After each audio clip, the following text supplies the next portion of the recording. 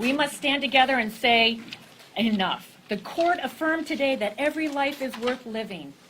My hope, my prayer is that America will reclaim our identity as a nation whose God-given rights are life, liberty, and the pursuit of happiness for all. Thank you so much. Today, ladies and gentlemen, is a brand new opportunity to defend the weakest and most vulnerable from the violence of abortion. And that includes the baby and the mother, the co-victim of every abortion. For decades, right up to this very moment, abortion advocates have gone to extraordinary lengths to ignore, trivialize, and cover up the battered baby victim. They have aggressively fostered a culture of denial, disrespect, a culture of death, and a bias against babies. You know, back in 1973, the Supreme Court, in an infamous decision called Roe versus Wade, which you all know about, said we need not resolve the difficult question of when human life begins. They sidestepped it and then legalized abortion throughout pregnancy. Justice Byron White at the time called that an exercise in raw judicial power. The Alito majority opinion issued today, just a couple of hours ago, at long last recognizes the need for elected representatives at the local and federal level to take the action about abortion. Hopefully it'll be on the side of protection, but as Kathleen Morris-Rogers said a moment ago, there is a bill pending right now that is an existential threat to the lives and dignity of unborn children. It would allow abortion right till birth and would eviscerate every single modest pro-life policy from women's right to know laws to parental notification statutes throughout the entire country. It passed the House last September. Every one of us voted and spoke against it, and it's pending in the Senate. So while this is a major step forward, it also means that we're in an area where we've got to fight even harder to defend these innocent children. And again, as I think all of you know, with ultrasound, the visibility of an unborn child is more apparent than ever before. The other side says it's not a human being. Well, what is it that you're watching? When mothers give birth to a new baby, long before that, what are the pictures that are around the refrigerator? The pictures of the ultrasound of that unborn child. Birth is an event that happens to each and every one of us. It's not the beginning of life, and we want to protect all life from womb to tomb. Thank you. Roe versus Wade was unconstitutional. The pro-life community has always known this. Every innocent life is precious, from conception until natural death. But for nearly 5 decades, abortion has remained one of the biggest tragedies of our nation.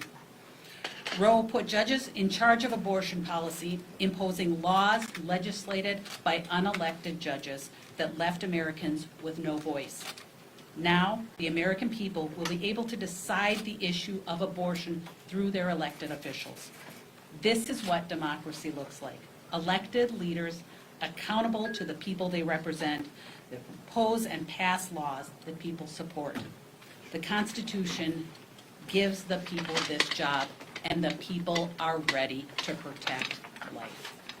This was a big win, not only for South Texas, because we are pro-life, somos pro vida, but it's also a big win for our country. If we want to see real change in bringing crime down, we need to raise a generation to respect life in the womb. Esta victoria es para nuestra comunidad hispana. Y si tanto orgullo tenemos de nuestra gente, debemos de defender la vida.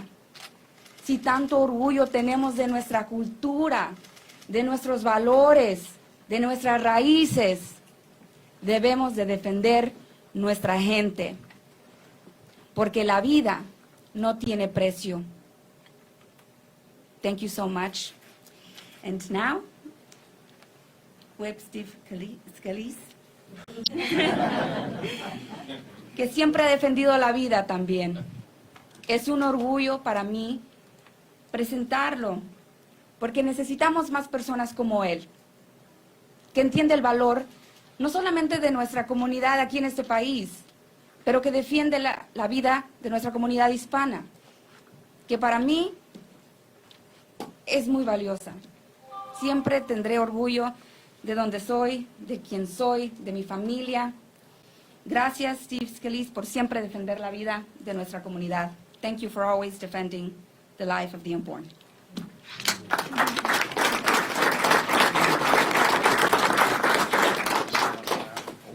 an historic day this is, and what a great victory for life.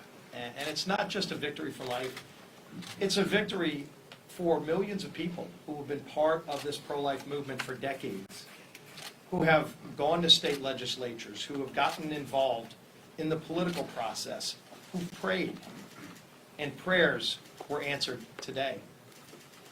The decades of work is celebrated today, but the work just begins now to go and protect life even more, because the Supreme Court's decision overturning Roe v. Wade, correcting that flawed decision, finally allows states and Congress to protect life in ways that we never were able to for the last 50 years.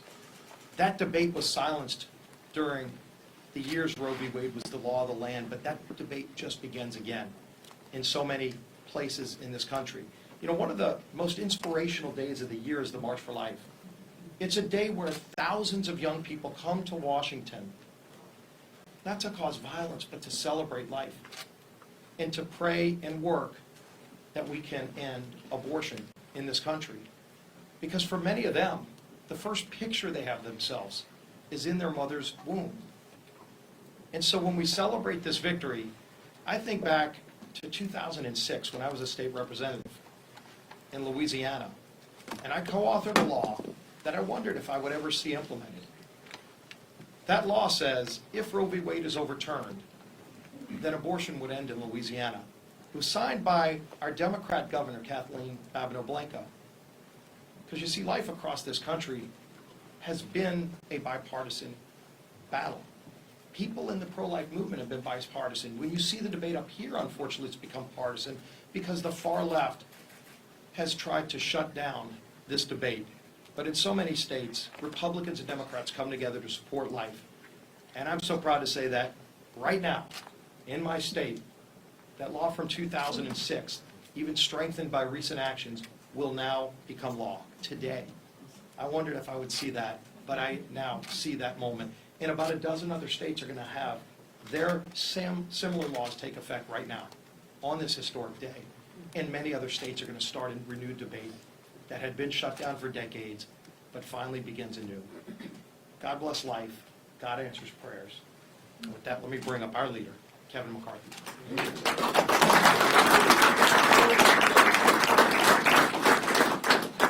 Only a few of us are speaking today, but I hope you acknowledge everyone who's standing behind us.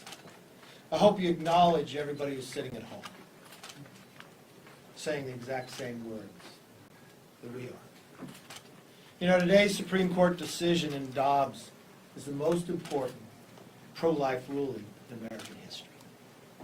By a vote of 6-3, the court affirmed that the power to protect unborn life is returned to the people and their elected representatives. The people have won a victory. The right to life has been vindicated. The voiceless will finally have a voice. This great nation can now live up to its core principle that all are created equal, not born equal, created equal. Americans celebrate this historic victory because we know it will save the lives of millions of children and it will give families hope. But as encouraging as today's decision is, our work is far from done. Americans remain one of only 7 countries on earth that allow elective abortions in the 3rd trimester. Of those 7 countries that America is one of them, there's 2 others, China and North Korea. That is radical. The House Democrats continue to support it against the wishes of the American people. This Congress, every House Democrat has voted for extreme policies, like taxpayer-funded abortion on demand until the point of birth. But Democrats' radical agenda does not have America's support. To the contrary, America rejects it because they remain committed to our values and our principles. The Supreme Court was not bullied by the far-left mob. Threats of violence against the justices did not win. And the truth is, pro-life Americans are not planning a night of rage. The reaction to this principled decision by the court, it must be peaceful. And the DOJ must step up to protect our justices, their families, churches, and pro-life pregnancy centers from unprovoked violence. To the DOJ, do not be silent. Do not stand back and uphold the rule of law. We live in a country that is based on the dignity of all human life. Thanks for watching, and if you haven't already, please consider subscribing to our channel. And while you're at it, please leave us a comment. Thank you for watching.